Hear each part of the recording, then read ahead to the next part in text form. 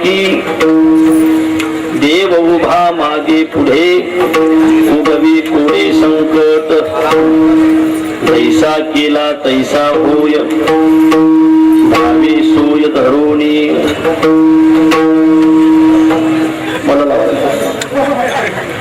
देव उभा मागे पुढे उगवी कोणी संकट तुका म्हणे असो सुखे तुका म्हणे असो सुखे गावो मुखे विठोबा देव उभा मागे पुढे उगवी कोणी संकट विठला विठला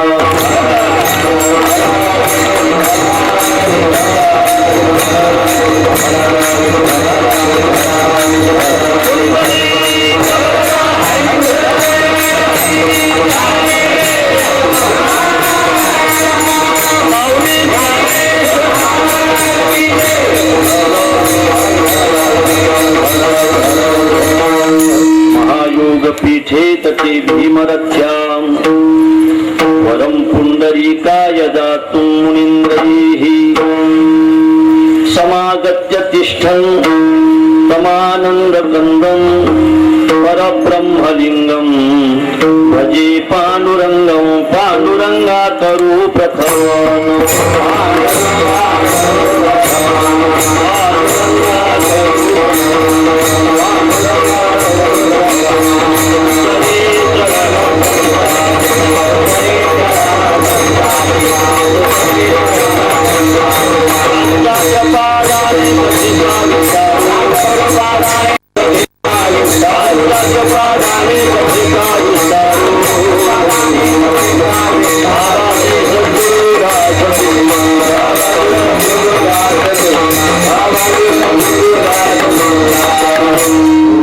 ज्ञानेश्वरा करुणाकरा दयाळा तुमचा अनुग्रह लाधलो पावन झालो चराचरी तुम्ही कळा कुसरी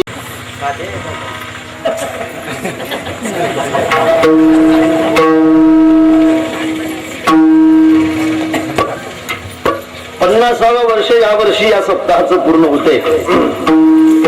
अर्थात एखाद्या कार्यक्रमाला ज्यावेळेला 25 वर्ष पूर्ण होत आहेत त्यावेळेला त्याला रौप्य महोत्सव असं म्हणतात. 50 वर्ष पूर्ण झालेत म्हणजे त्याला सुवर्ण महोत्सव असं म्हणतायत. 75 वर्ष पूर्ण झाले म्हणजे त्याला अमृत महोत्सवी वर्ष म्हणतायत आणि 100 वर्ष पूर्ण होत आहेत त्यावेळेला त्याला शताब्दी वर्ष असं म्हणतायत. आपल्या कार्यक्रमाचा सुवर्ण महोत्सवी वर्षाचा हा काल आहे, सप्ताह आहे. म्हणजे ज्यावेळेला या सप्ताहाला 25 वर्ष पूर्ण झाले होते त्यावेळेलाही आपण होतात. ज्यावेळेला 50 वर्ष पूर्ण झाले त्यावेळेलाही आपण आहात. ज्यावेळेला 75 वर्ष पूर्ण होतील त्यावेळेला सुद्धा तुम्ही असाल. आणि ज्या वेळेला या सप्ताहाची शताब्दी असेल त्यावेळेला विनेकरी मला असं वाटतं हेच असतील. सोबदार सुद्धा असं आहे दादा की हा काल आहे, हा काल जात असतो आणि कालाच्या ओघामध्ये माणसाचं आयुष्य संपत असतं. असं वाटतंय माणसाला की आपण काल भोगतो, पण शास्त्र असं म्हणते आपण काल कधीच भोगत नाही, तो कालच आपल्याला भोगत असतो.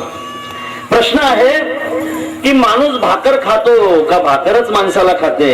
उपनिषदाला विचारा, भाकर आपण कधीच खात नाही, भाकरच आपल्याला खात असते. आपण बिडी ओढतो का बिडी आपल्याला ओढते? उत्तर आहे आपण बिडी कधीच ओढत नाही, बिडीच आपल्याला ओढत असते. आपण पितो का ती आपल्याला पिते? समजलं असेल आपल्याला पिते म्हटल्यानंतर. या ठिकाणी बरेच पिता आहेत ना, पिता पिता आहेत या ठिकाणी.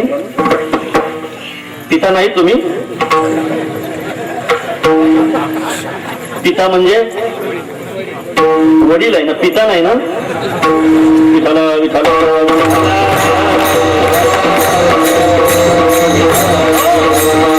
पिणाऱ्या पित्याला नेहमी असं वाटत असते की आपण पितो, पण आपण कधीच पित नाही, तीच आपल्याला पित असते. आपण जर पेणारे असतो ना तर ती संपली असती. आपण राहिलो असतो पिणारे अनेक संपले, ती मात्र अजूनही दुकानामध्ये शिल्लक आहे.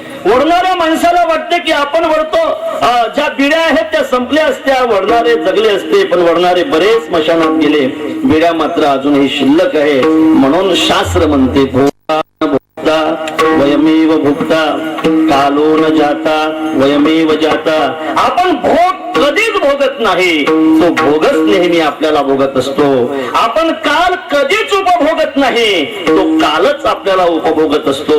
असं वाटतंय आपण की आजचा दिवस आपण उपभोगला, पण काल म्हणतो लेका तू उपभोगला नाही, मी तुला उपभोगलो. बघ ना, तुझा चेहरा थोडासा आरशात बघ ना, म्हणजे तुला कळेल की मी तुझा कसा उपभोग घेतलाय म्हणून. विठाला विठाला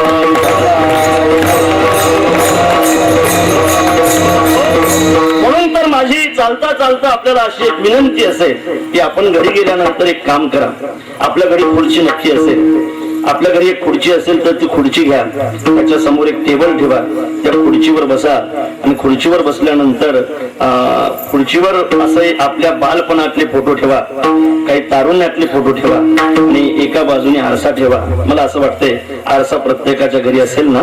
असेल. आरसा प्रत्येकाच्या घरी आहे. असं या जगातलं एकही घर नाही की ज्या घरामध्ये आरसा नसेल. आरसा प्रत्येक माणूस ठेवतो. याचं कारण असं आहे की आरशामध्ये 2 गुण अतिशय महत्वाचे आहे. त्यातला पहिला गुण असा आहे की आरसा आपल्याला आपला चेहरा दाखवतो आणि दुसरा गुण असा आहे जसा आहे तसा दाखवतो. म्हणून तर बऱ्याचदा माणसाला आरशाचा रागही येतो. जसा आहे तसा दाखवतो ना, जसा आहे तसा दाखवतो आणि आरसा आपल्याला चेहरा दाखवतो. म्हणून कधी कधी आरशामध्ये पाहणं अतिशय महत्वाचं असते. सज्जनानो, आपण आरसा पाहतो आपला चेहरा पाहण्यासाठी. मी तर असाही संकेत सांगेल की आपण नेहमी दुसऱ्याला पाहत असतो ना, आपण नेहमी दुसऱ्याला पाहतो म्हणून दुसऱ्याच्या डोळ्यातले आपल्याला कुसळ दिसतात. आपण आपल्याला कधी पाहत नाही म्हणून आपल्या डोळ्यातलं आपल्याला मुसळ दिसत नाही. आपल्याही डोळ्यातलं आपल्याला दिसावं यासाठी आरसा पाहणं ही गोष्ट अतिशय महत्वाची आहे. मुखडा देखले प्राणी जरा दर्पण में हो, देख ले कितना पुण्य है कितना पाप तेरे जीवन में, देख ले दर्पण में मुखड़ा देख ले प्राणी. कभी तो पल भर सोच ले प्राणी, क्या है तेरी कर्म कहानी. पता लगा ले पड़े हैं कितने दाग तेरे दामन में, देख ले दर्पण में मुखड़ा देख ले प्राणी. जरा दर्पण में हो, देख ले कितना पुण्य है कितना पाप तेरे जीवन में, देख ले दर्पण में मुखड़ा देख ले प्राणी. आरसा पाहणं महत्वाचं आहे. प्रत्येकाने तो पाहायला पाहिजे. आरसा नेहमी आपल्याला आपला चेहरा दाखवतो. पण जगातलं असं एकही घर नाही की ज्या घरामध्ये आरसा नसेल. मला असं वाटतं तुमच्या घरी 4 व्हीलर नाही, नक्की नाही, मला माहित आहे. 4 व्हीलर नसेल, मोटरसायकल नसेल, गाडी नसेल, पण आरसा नसेल असं मात्र एकही घर या जगामध्ये नसेल. श्रीमंताच्या घरचा आरसा श्रीमंत असेल, गरीबाच्या घरचा आरसा गरीब असेल. त्या कावळाच्या आडी कुळामध्ये खोलेला असेल, कधी त्रिकोणी असेल, कधी चौकोनी असेल, कधी षटकोनी असेल. खाली पडल्यानंतर त्याचा जसा आकार बनेल त्या पद्धतीने तो असेल. कधी कधी तर त्याचा पाठीमागचा रंगही थोडा थोडा उडलेला असेल. त्याच्या पाठीमागे असा हात ठेवून पाहण्याची व्यवस्था असेल. आरसा आहे दादा, आणि प्रत्येक माणूस आरसा पाहत असतो. एखादा तरुण असावा, खोलीमध्ये एकटाच असावा आणि आरसा एकटा असावा की मेला समजा तो आरसा. आरसा माणसं पाहत असतात. आरसा पाहतायत, आरसा पाहला पाहिजे. म्हणून मी आरशाबद्दलचा विषय आपल्या पुढे मांडतो की काल आपल्याला कसा उपभोगतो. विचार महत्वाचा आहे. एकदम सोप्या भाषेमध्ये हा शास्त्रीय विचार आपल्या पुढे मांडण्याचा मी विचार करणार आहे. टेबल घ्या, एका बाजूने आरसा ठेवा, एका बाजूने आपल्या बालपणातले फोटो ठेवा, मधात आपले काही तारुण्यातले फोटो ठेवा आणि आरसा हातामध्ये घ्या. मला असं वाटते बालपणातले फोटो नसतील, नाही का? सोपदा तुमचं बालपणचे फोटो आहेत का? खोटं बोलू नका, मी पाहायला येईल. बालपणातले फोटो आहेत तुमच्या? नाहीत. बरं, लग्नातले?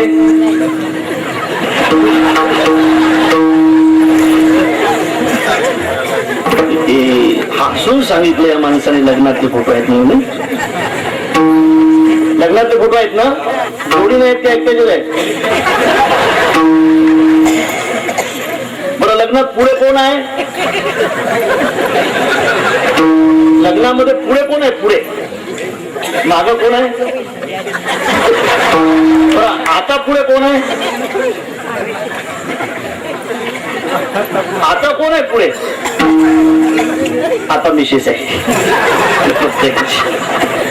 लग्नातच देखो तुमच्यावर फक्त योग आहे पुढे चालण्याचा, नाही तो जन्मभर पाठीमाग विठ्ठल विठ्ठल.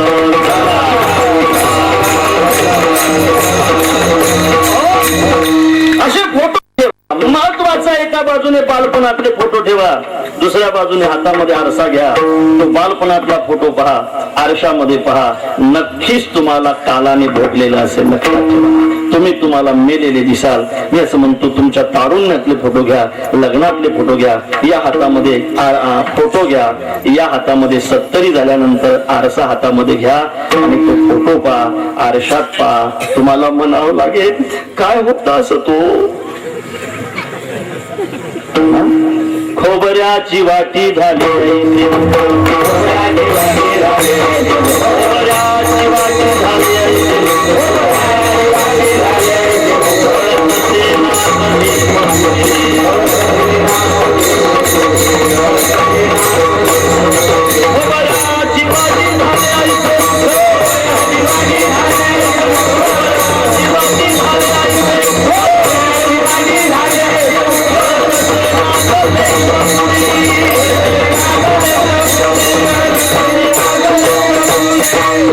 काल आपल्याला उपभोगत असतो. दादा, शंकराचार्यांना विचारा.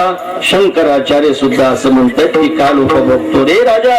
एका क्षणाने माणसाच्या जीवनामध्ये 1 मिनिट होतो, एका मिनिटाने या जीवनामधला 1 तास होतो, एका तासाने या जीवनातला 1 दिवस होतो, एका दिवसाने 1 पंधरवाडा होतो, एका पंधरवाडाने 1 महिना होतो, एका महिन्याने 1 आयन होतं, एका आयनाने 1 वर्ष होतं. क्षणापासून याची सुरुवात होते, वर्ष होतं. कुणाचे 50, कुणाची 60, कुणाची 70 झाले ना, याची सुरुवात क्षणापासून झालेली आहे. पुनरपी रजनी, पुनरपी दिवसा, पुनरपी मासा, पुनरपी अयन, पुनरपी वर्ष, तदपि न मुञ्चति आशामर्षम्. भज गोविन्दं, भज गोविन्दं, भज गोविन्दं, मोहमदेतु, भज गोविन्दं, मोहमदेतु. पुनरपि जननं, पुनरपि मरणं, पुनरपि जननी जठरे शरीरं. यः संसारे खलु दुस्सारे, कृपया पाहे पाहे मुरारे. भज गोविन्दं, भज गोविन्दं, भज गोविन्दं, मूढमतेषु, भज गोविन्दं, मूढमतेषु. काल उपभोगतो, या कालापासून सावध राहणे ही गोष्ट अतिशय महत्वाची असेल. चला आपण पुढचा विचार करणार आहोत. 50 वर्ष या सप्ताहाला पूर्ण होत आहेत. ज्यांनी सुरुवात केली असेल ते भाग्यवान आहेत, ज्यांनी चालू ठेवला असेल ते पुण्यवान आहेत. हे 50 वर्ष ज्याच्या जीवनामध्ये भेटले असतील त्यांचं हे फार मोठं पुण्य आहे. पुढेही 100 वर्ष आपल्या जीवनामध्ये भेटोत ही शुभकामना प्रथमताच भगवत चरणी समर्पित करतो. पुढे माझ्या अभंगाच्या दिशेने प्रवास करत असताना सज्जनानो, आजची कीर्तन रूपी सेवा आमचे गुरुवर्य महाराज शारंगर महाराज यांच्या आज्ञेमुळे या ठिकाणी ही होते. आमचे गुरुवर्य धर्मभूषण कवडेकर महाराजांची रामकथा आपण ऐकत आहात. गजानन महाराजांसारखे सगळे नियोजक या ठिकाणी उपस्थित आहेत आणि आपण सगळे जण आहात. महाराजांच्या चरणी, भगवत चरणी हे वाक्पुष्प समर्पित करण्याचा हा सुयोग आहे. हे वाक्पुष्प भगवत चरणी समर्पित करण्याच्या निमित्ताने निवडलेला अभंग जगद्गुरु जगत्वंदनीय महाराष्ट्र भूषण संत शिरोमणी संत सम्राट वैराग्य मूर्ती श्री संत तुकाराम महाराज यांचा चार चरणाचा आणि भगवत भक्ताला भगवत भक्तीने काय फल प्राप्त होते याचा विचार प्रतिपादन करणारा अभंग आहे. विठ्ठल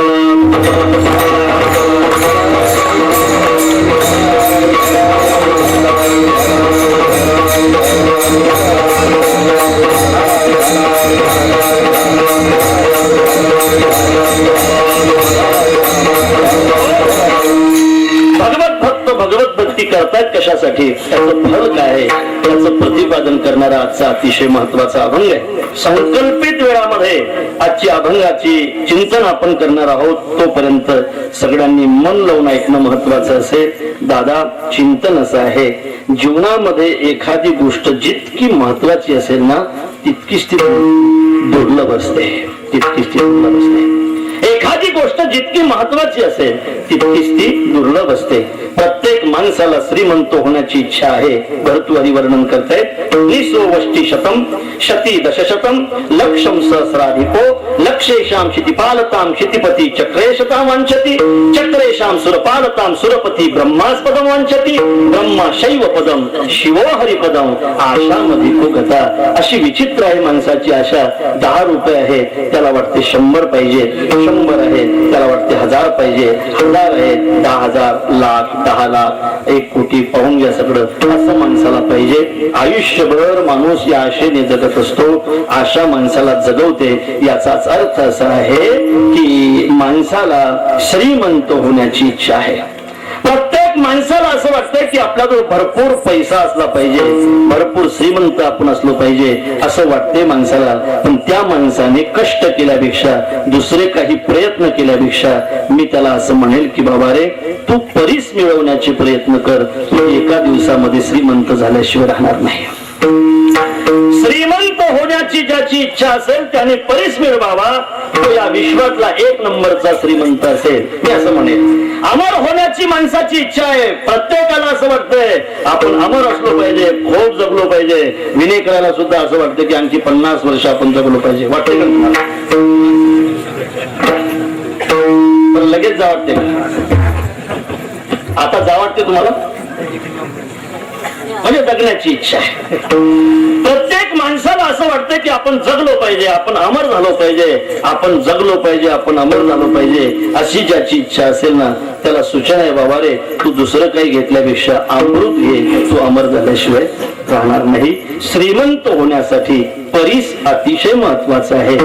अमर होण्यासाठी अमृत अतिशय महत्वाचं आहे. पण जितकं महत्वाचं आहे ना तितकं ते मिळवण्यासाठी काय आहे, दुर्लभ आहे. माऊली सांगतायत, अनिका सारिका बहुवसू जैसा न जोडे परिसू का सुवर्ण विठ्ठल विठ्ठल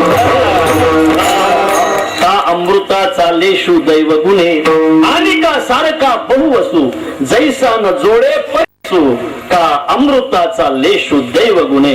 अनेक वस्तू जसा मिळतंय तसा परीस मिळत नाही. अनेक पेय जसे मिळतंय तसं अमृत मिळत नाही. अतिशय दुर्लभ आहे. पण दुर्लभ असूनही अतिशय महत्वाचं आहे. मी आणखी असा विचार आपल्या पुढे मांडेल. आपण अतिशय प्रामाणिकपणे ऐकतोय म्हणून विचार मांडावा लागेल. सज्जनानो, काही गोष्टी सुलभ आहेत पण निष्फळ आहेत. काही गोष्टी दुर्लभ आहेत पण सफल आहेत. काही गोष्टी दुर्लभ असूनही निष्फळ आहेत आणि काही गोष्टी सुलभ असूनही सफल आहेत. विठ्ठल विठ्ठल.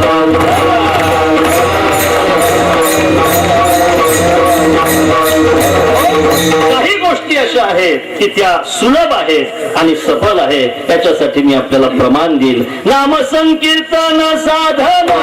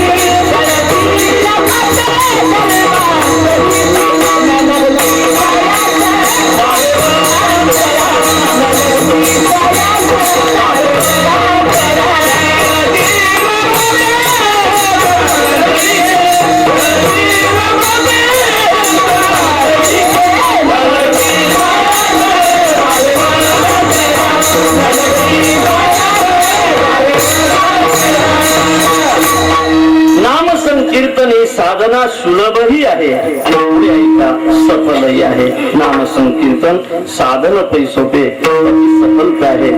जडतील पापे जन्मांतरीचे मुखी नाम हाती मोक्ष सुलभ आहे, अतिशय सुलभ आहे. गच्छन तिष्ठन स्वपन वापी पिबन भुंजन जपस तथा कृष्ण कृष्णेति संकीर्तन मुंचते पाप कंचुकात. चालताना घ्या देवाचं नाव सफल आहे, जेवण करताना घ्या. महाराज तर म्हणतायत शिव्या देताना सुद्धा तुम्ही जर देवाचं नाव घेतलं तर त्याची सुद्धा सफलता आहे. एखाद्या वेळेला सास सुनाचं जर भांडण झालं, इकडे मला माहिती नाही होते का तुमच्याकडे सास सुनाची भांडणं होतात का? सास सुनाची भांडणं जर झाले तर त्याच्यात सुद्धा नामचिंतन घेतलं तर तेही सफल आहे. सुनाची भांडणं झालं की म्हणायचं पाचा फाण्याचा तो हुकला पण रामकृष्ण हरी रामकृष्ण हरी. उद्या सकाळी मळ निघो म्हणा तुमचं पण रामकृष्ण हरी रामकृष्ण हरी. आणि शिव्या देत असताना तर हातघाईच आली भांडण आणि त्या ठिकाणी धक्काबुक्की झाली तरी सुद्धा महाराज म्हणताय हरी बोला कांडता हरी बोला भांडता सर्व कार्य करिता हरी बोला. सुलभही आहे दादा नामचिंतन आणि सफलही आहे. काही गोष्टी सुलभही आहेत आणि सफलही आहेत. काही गोष्टी सुलभ आहेत पण निष्फल आहेत. काही गोष्टी सुलभ आहेत पण निष्फल आहे. मी समोर बसलेल्या काही व्यक्तीला विचारेल तुमच्या खिशामध्ये तंबाखूची पुडी आहे? कोणाच्याच खिशात नाही तुमच्या? कुठेतरी असेल तंबाखूची पुडी. असं काय करत बरं माणिकचंद तुम्ही फोटो नका बोलू आम्ही त्याची धरती गेली मग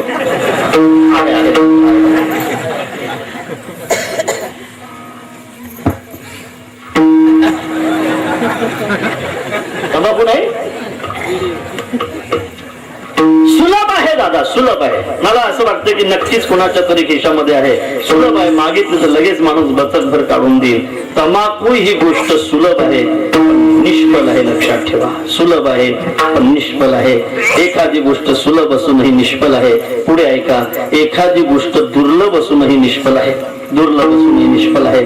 तुम्हाला सांगेल मी की केस उपटून आणा पण कोणाचा? सिंहाच्या नाकातला. सिंहाच्या जरा बाजूला करले जरा लय जोरानं आवाज बस. सिंहाच्या नाकातला केस उपटून आणणे ही गोष्ट अतिशय दुर्लभ आहे का सुलभ आहे? दुर्लभ आहे ना. नाही तर तुमच्याकडे असेल एखादा विनेकरी तर मला माहित नाही. सिंहाच्या नाकातला केस उपटून आणायचा दुर्लभ आहे पण अतिशय निष्फल आहे. काय करायचं तू सिंहाच्या नाकातला केस उपटून आणू? म्हणून दुर्लभ आहे आणि निष्फलही आहे. शेवटचा विचार असा महत्वाचा आहे एखादी गोष्ट अतिशय दुर्लभ आहे पण सफल आहे. विठाला विठाला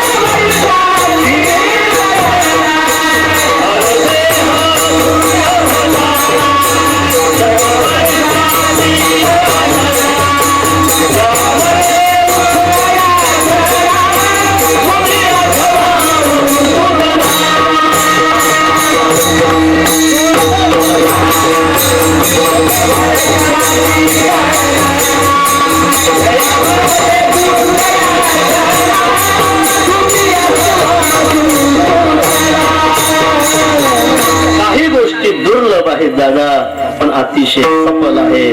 नरदेह अतिशय दुर्लभ आहे पण अतिशय सफल आहे.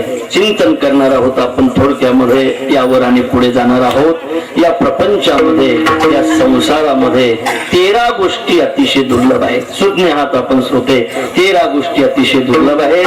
भरतवरी वर्णन करतायत. मान मानुष्यम वरवंश जन्म विभवः दीर्घायु आरोग्यता सन्मित्रम सुसुता सती प्रियतमा भक्तिष्ट नारायणी विद्वत्वम सुजनत्वम इंद्रिय निग्रह सत्पात्रे दानम्रती एतत् त्रयोदशा गुणा संसारिना दुर्लभा.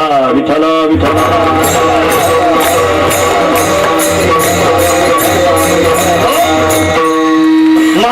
मनुष्य देह प्राप्त होणं ही गोष्ट अतिशय दुर्लभ आहे. चला पुढे. मनुष्य देह प्राप्त होणंही तो चांगल्या कुळामध्ये जन्म प्राप्त होणं ही गोष्ट त्याही पेक्षा दुर्लभ आहे.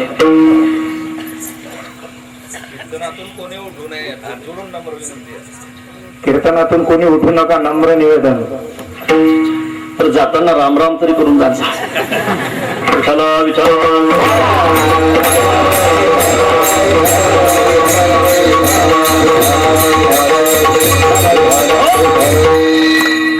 ऐका, पहिली गोष्ट दुर्लभ आहे मनुष्य देह प्राप्त होणं ही गोष्ट अतिशय दुर्लभ आहे. त्याही पेक्षा चांगल्या कुळामध्ये जन्म प्राप्त होणं ही गोष्ट त्याही पेक्षा दुर्लभ आहे. पुढे ऐका, ज्या चांगल्या कुळामध्ये जन्म प्राप्त झाला असेल ते कुळ श्रीमंत असणं ही गोष्ट त्याही पेक्षा दुर्लभ आहे. ती श्रीमंती उपभोगण्यासाठी भरपूर आयुष्य भेटणं ही गोष्ट त्याही पेक्षा दुर्लभ आहे. आयुष्य भेटूनही आरोग्य भेटणं ही गोष्ट त्याही पेक्षा दुर्लभ आहे. साखर खूप आहे घरामध्ये पण खाता येत नाही. काय करायची ती साखर? काय करायची ती साखर? आहे भरपूर श्रीमंती पण उपभोगता येत नाही. काय करायची दादा ती श्रीमंती? अर्थात श्रीमंती उपभोगण्यासाठी भरपूर आयुष्य भेटणं ही गोष्ट दुर्लभ आहे. आयुष्य भेटण्यापेक्षाही आरोग्य भेटणं ही गोष्ट त्याही पेक्षा दुर्लभ आहे. पुढे ऐका, जीवनामध्ये एखादा चांगला मित्र भेटणं ही गोष्ट त्याही पेक्षा दुर्लभ आहे. थांबेल मी थोडस या पॉइंटवर. माणसाला चांगला मित्र भेटणं ही गोष्ट फार महत्वाची असते दादा. शास्त्र असं सांगते की माणसाने मनातली गोष्ट एकतर मित्राला तरी सांगावी, एकतर साधूला तरी सांगावी, एकतर आईला तरी सांगावी. कोणाला सांगू नये? तुम्हाला मला माहिती म्हणून विचारतो. मनातली गोष्ट असेल तर आईला सांगावी. कोणाला सांगू नये? बाईला सांगू नये. तुम्ही जर सांगत असाल तर त्या गोष्टीचं एक दिवस भांडवल बनून तुमच्याशी तर भांडल्याशिवाय राहणार नाही. मी बोलत नाही, महाराज म्हणतात, गुज बोलावे संतासी पत्नी राखावी जैसी दासी भाग देतात येसी वाटा पावी कर्माच्या. अर्थात मनातली गोष्ट सांगायची असेल तर माणसाने अगोदर साधूला सांगावी. नसतील साधू जवळ तर आईला सांगावी. आई गेली असेल तर मित्राला सांगावी. एखादा मनातली गोष्ट सांगण्यासाठी एखादा मित्र जीवनामध्ये प्राप्त होणं ही गोष्ट अतिशय महत्वाची आहे दादा. मित्र भेटला पाहिजे. मित्र कशाला म्हणतोय? रामकथेमध्ये रामप्रभू सुग्रीवाला काही मित्रतेचे लक्षण सांगतोय. त्यातलं एक लक्षण असं आहे, घेण्या देण्यामध्ये वाद नसणे हे मित्रतेचं पहिलं लक्षण आहे. आणि आपला मित्र जर संकटात असेल तर त्याला सहकार्य करणे हे मित्रतेचं दुसरं लक्षण आहे. मित्राने आपल्या मित्राला असं कधी म्हणायचं नाही की काल मी पाहिली आज तू बघ म्हणून, असं नाही म्हणायचं. काल तू जमलं ना? रोज एकट्यानेच पाजायची. काय म्हणतो मी? रोज एकट्यानेच पाजायची. काय? Coffee coffee. विठाला विठाला. पहिलं लक्षण आहे घेण्या देण्यामध्ये वाद नसणे. चला पुढच्या लक्षणाकडे. मित्रतेचं दुसरं लक्षण आहे, आपला मित्र जर संकटात असेल तर त्याला सहकार्य करणे. माझे काही तरुण मित्र या ठिकाणी उपस्थित असल्यामुळे मला थोडासा इतिहास सांगावाच लागेल. मित्र कशाला म्हणतायत? छत्रपती शिवाजी महाराजांनी या महाराष्ट्रामध्ये 350 वर्षाच्या अगोदर हिंदवी स्वराज्याची जी स्थापना केली ना, ते आपल्या भावबंधांच्या जीवावर नाही तर मित्रांच्या जीवावर केले. विठाला विठाला.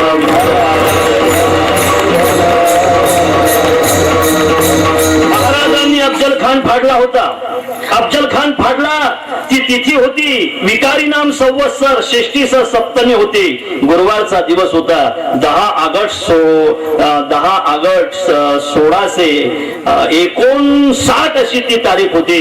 आणि त्या तारखेला गुरुवारच्या दिवशी दुपारी 2 वाजता अफजल खान ज्या वेळेला महाराजांनी फाडला, हाहाकार झाला होता सबंध देशामध्ये. महाराजांची ताकद या देशाच्या कानाकोपऱ्यात पोहोचली होती. 6 महिन्यानंतर विजापूरकराने महाराजांना मारण्यासाठी सिद्धी जोहर पाठवला होता. सिद्धी जोहर 42,000 सैन्य घेऊन पन्हाळगडाला वेढा मारला होता सिद्धी जोहरने. कारण महाराज पन्हाळगडावर होते. 6 महिने झाले तरी सुद्धा वेढा उठायला तयार नाही. इथून नाही गेलो तर धान्य नसल्यामुळे सैन्य उपाशी मेल्याशिवाय राहणार नाही. म्हणून महाराजांनी भवानीला कौल मागितला. भवानीला कौल मागितल्याशिवाय महाराज आपल्या जीवनामध्ये काहीच करत नव्हते. भवानीने कौल दिला आणि महाराजांनी पन्हाळगड सोडण्यासाठी तारीख निवडली. तारीख होती 12 जुलै 1660, आषाढ शुद्ध पौर्णिमा, गुरुवारचा दिवस होता. आणि रात्री 10 वाजता गड सोडायचा होता. सगळी जबाबदारी महाराजांनी बाजी प्रभूवर दिली होती. बाजी प्रभूने 600 मावळे सोबतीला घेतले होते. 2 पालख्याची तयारी केली होती. रात्री 10 वाजता दरवाजा उघडला होता. गडाचा गडकरी होता त्र्यंबक पंत. मुजरा करत होता, रडत होता. त्र्यंबक पंत येतोय आम्ही, गड सांभाळा. त्र्यंबक पंत म्हणत होते, राजा गडाचा विचारच करू नको रे, घराचा दगडच काय, पण कण सुद्धा मी इकडे तिकडे होऊ देणार नाही. पण दादा तू आपलं पाऊल एवढ्या आपत्तीमध्ये टाकतो, तुझं जर कशाने काही झालं तर या गडाचं आम्ही काय करावं. 10 वाजता दरवाजा उघडला. 600 मावळे त्याच्यातून धीरे धीरे बाहेर पडत होते. 2 पालख्या सुद्धा बाहेर पडल्या होत्या. एका पालखीमध्ये महाराज होते, एक पालखी पाठीमागून रिकामी चालत होती. आता वेळा आता जवळ जवळ येत होता. 100 पावलावर आला होता, 50 पावलावर आला होता, 25 पावलावर आला होता, आता 5 पावलावर आला होता. आणि मावळ्यांचं पाऊल आता त्या वेळामध्ये पडलं होतं. वरून धो धो पाऊस पडत होता. तरी सुद्धा मावळ्यांच्या अंगातून घाम निघत होता. त्याचं कारण महाराष्ट्राची जोखीम खांद्यावर होती आणि विशालगडावर पोस्ट करून देण्याची जबाबदारी मावळ्यांची होती. मावळे पुढे पडत होते, वेळा पाठीमागे पडत होता. एका जाडीतून डोळे चमकले, वाघाचे नाही माणसाचेच आहे. जाणल्यानंतर ठरल्याप्रमाणे रिकामी पालखी पुढे आली. गुप्तचराचे ते डोळे होते. ठरल्याप्रमाणे शिवा न्हावी नावाचा महाराजांसारखाच पोशाख केलेला एक मावळा त्याच्यामध्ये बसला. 15 मावळे तिथं थांबले आणि दुसरे मावळे महाराजांना घेऊन आड मार्गाने पळत होते. तुला पुढचं सांगायचं आहे, गजापूर नावाचं गाव लागलं आजही आहे. आणि तिथे एक खिंड लागली. पाठीमागून सिद्धी मसूद 2000 घोडेस्वार घेऊन पाठलाग करतो. असं ज्या वेळेला बाजी प्रभूला समजलं त्यावेळेला बाजी प्रभूने ती खिंड पाहिली आणि त्या खिंडीमध्ये महाराजांची पालखी खाली ठेवली. विशालगड तिथून आणखी 4 कोस होता. 6 तास विशालगडावर पोस्ट होण्यासाठी लागणार होते. आणि बाजी प्रभू महाराजांना मुजरा करत होते, जावो महाराज आपण या ठिकाणी थांबणं बरं नव्हे महाराज. जोपर्यंत तुम्ही गडावर पोस्ट होणार नाही तोपर्यंत एकाही शत्रूला तुमच्या पाठीमाग येऊ देणार नाही महाराज. जावं महाराज आपण. बाजी प्रभू मुजरा करत होते, महाराज नाकार देत होते. भवानीची शपथ आहे महाराज तुम्हाला, महाराज लाख मरावे महाराज, पण लाखाचा पोशिंदा मरू नाही महाराज. जावं महाराज, आमच्यासारखी बाजी अनेक मिळतील पण तुमच्यासारखा राजा या महाराष्ट्राला मिळणार नाही. जावं महाराज आपण.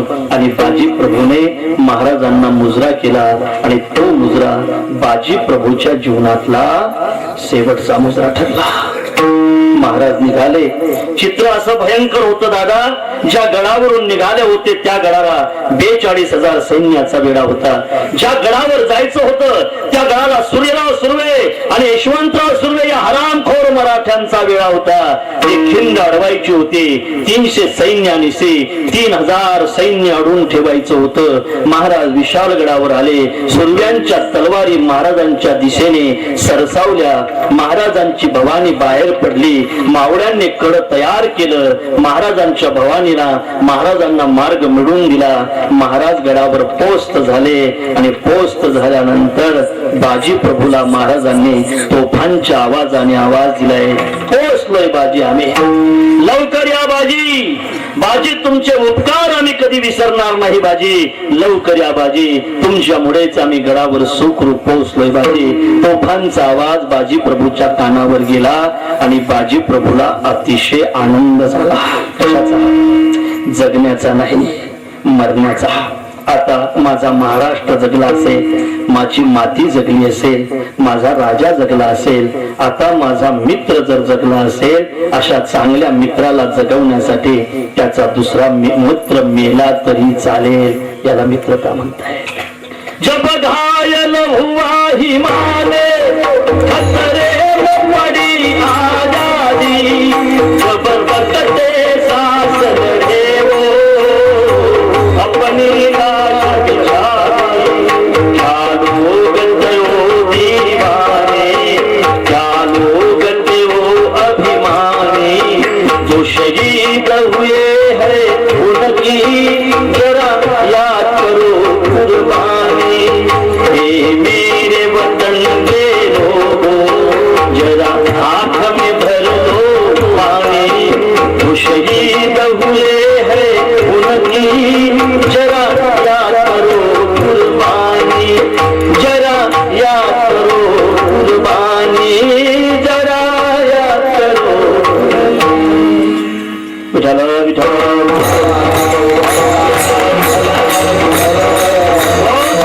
याला मित्रता म्हणतात दादा.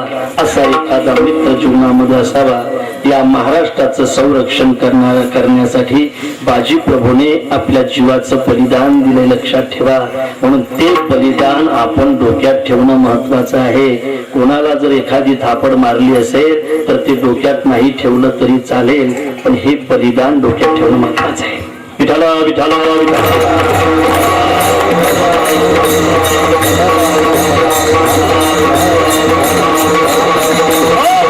म्हणून एक मित्र जगण्यासाठी दुसरा मित्र जायला तयार होतो. याला मित्रता म्हणताय. चालता चालता सांगून जाईल मित्रतेची आणखी 3 लक्षणं सांगतो. बघा, रामप्रभू सुग्रीवाला म्हणतायत, रामकथा आपण ऐकतच आहात. सुग्रीवा, राजा कंजूस नसावा, राजा कंजूस नसावा, राजा कंजूस नसावा, स्त्री उलटी नसावी आणि मित्र कपटी नसावा. हे माणसाला नेहमी सोडासारखे असतात. ज्या देशातला राजा कंजूस असेल ना, त्या देशातील शेतकऱ्यांना फाशा घेऊन मरण्याची पाळी येत असते, लक्षात ठेवा.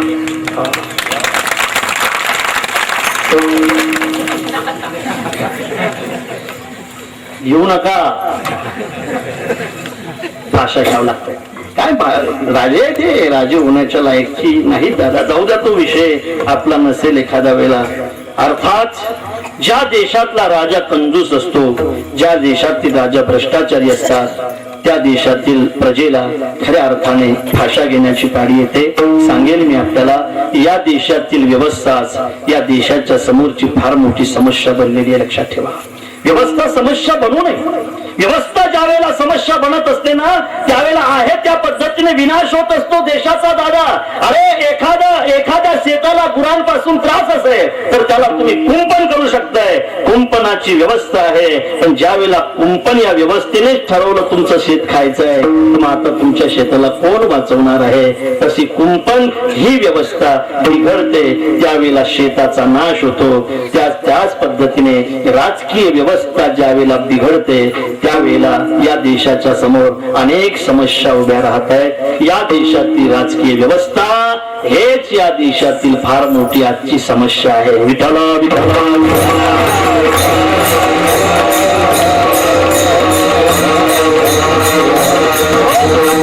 राजा कपटी नसावा. ऐका, राजा कंजूस नसावा. बरोबर आहे ना? हे सांगितलं होतं, लक्षात ठेवता जरा उद्या लक्षात राहिलं पाहिजे. राजा कंजूस नसावा, मित्र कपटी नसावा आणि स्त्री उलटी नसावी. उलटी समजते का? सांगतो थोडक्यात. लग्न झालं होतं, एका वर्षाने आम्हाला भेटला. काय रे दादा खूपच नाराज दिसतो रे, काय करतं म्हणे. राजा खूप हुंडा भेटला पण फार डोकेदुखी भेटली म्हणे. डोकेदुखी म्हणजे नेमकं काय? तो म्हणायला लागला काय करावं म्हणे, हिवाळ्याचे दिवस असले आणि आपण जर चहा करून मागितला ना तर ती सरबत